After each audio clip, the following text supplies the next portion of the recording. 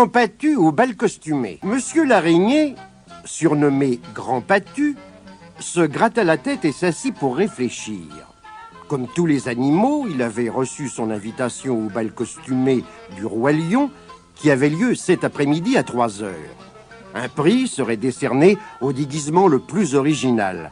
Mais Grand Patu avait un problème. Il n'arrivait pas à choisir un déguisement. Compère Lapin et Compère Ours ont sûrement eu des idées formidables, marmonna-t-il.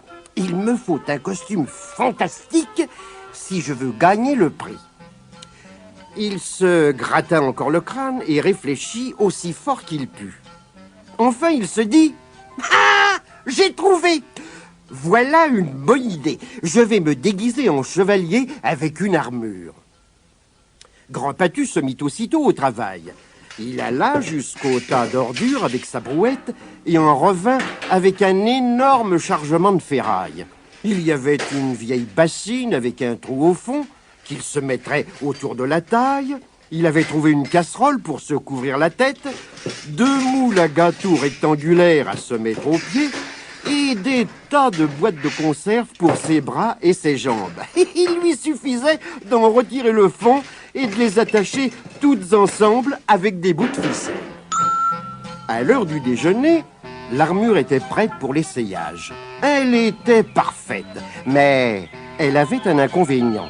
« Jamais je ne pourrai marcher jusqu'à la fête avec mon déguisement, » constata Grand Patu. « Il est bien trop lourd. Ah, comment faire ?» C'était tout simple.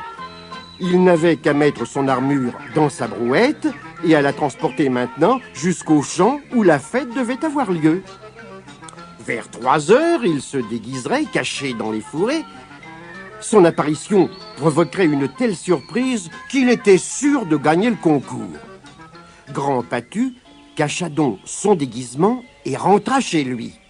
Mais pendant qu'il mettait son armure sous la haie, Compère Ours et Compère Lapin étaient derrière un arbre.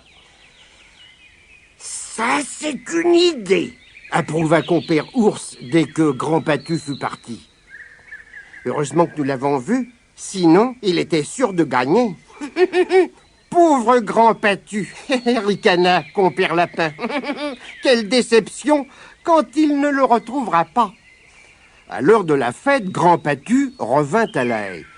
Craignant d'avoir trop chaud sous son armure, il n'avait qu'une serviette éponge autour de la taille. Il eut une désagréable surprise quand il ne retrouva pas son déguisement, mais il devina vite ce qui s'était passé. Seuls Compère Lapin et Compère Ours sont capables d'un tour pareil, se dit-il. Et il s'élança vers le terrier de Lapin. Il en approcha juste à temps pour voir les 2 amis s'évertuer à entrer dans leur costume. C'était une peau d'âne. Compère Lapin avait du mal à coucher ses oreilles de manière à entrer sa tête dans celle de l'âne. Compère Ours avait de grandes difficultés à se glisser dans les pattes arrière de l'animal. « Allons, dépêche-toi, vite !» disait Compère Lapin. « Nous allons être en retard à la fête !»« Je me dépêche !» bougonnait Compère Ours. « D'ailleurs, tu n'as pas besoin de t'en faire. Nous allons couper par le champ de carottes de Georges, le fermier. » Cela donna une idée à Grand Patu. « J'ai trouvé comment me venger de ces 2 schnappants, pensa-t-il. Je vais, de ce pas, prévenir le fermier qu'un âne bizarre s'apprête à pénétrer dans son champ. » Quelques minutes plus tard, une bête à l'allure curieuse s'avançait avec difficulté dans le champ de carottes du fermier. Ses pattes de devant étaient beaucoup plus courtes que ses pattes de derrière et sa tête n'était qu'à quelques centimètres du sol. « Regarde ces magnifiques carottes !» dit Compère Lapin d'un ton gourmand. « Tu sais bien où je ne vois rien !» dit l'ours. « Et puis, presse-toi un peu !» À cet instant, Georges, le fermier, apparut au bout du champ. Il tenait un gros bâton, bien solide, et il était très en colère. « Le lapin et l'ours s'en prennent toujours à mes carottes, grognait-il. Je vais leur donner une de ces corrections. Et il donna un bon coup à l'âne. Aïe! Hurla compère ours en tombant en avant. Mais qu'est-ce que c'est? Ne me pousse pas! Cria compère lapin. Je fais ce que je peux.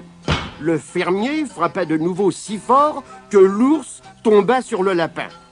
Qu'est-ce qui t'arrive? Gémit le lapin en essayant de se dégager. Mais à cet instant, il reçut aussi un bon coup sur la tête et l'ours un autre coup sur le dos. Au secours! Crièrent alors les deux compères. On nous attaque! Et comme les coups redoublaient, ils essayèrent chacun de courir de leur côté pour se dégager. Ils tirèrent tant sur la peau de l'âne, en se tortillant, en se poussant, qu'elle se fendit de tout son long. Alors les deux compères l'abandonnèrent et filèrent à travers champs, chacun de leur côté. Grand Patu n'avait jamais rien vu d'aussi drôle. Il riait tant qu'il en oublia son propre costume et marcha sans s'en rendre compte vers le bal.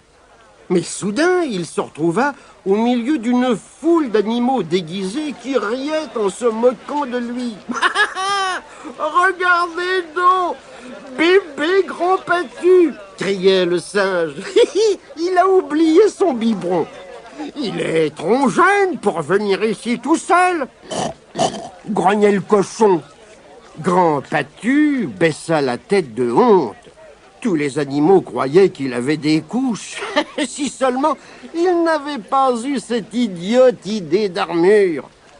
Mais alors le roi lion prit la parole. « Tu es le seul, Grand Patu, à avoir pensé à te déguiser en bébé. C'est une idée très originale et tu as mérité de gagner le concours. » Tous les animaux étaient d'accord et se mirent à applaudir.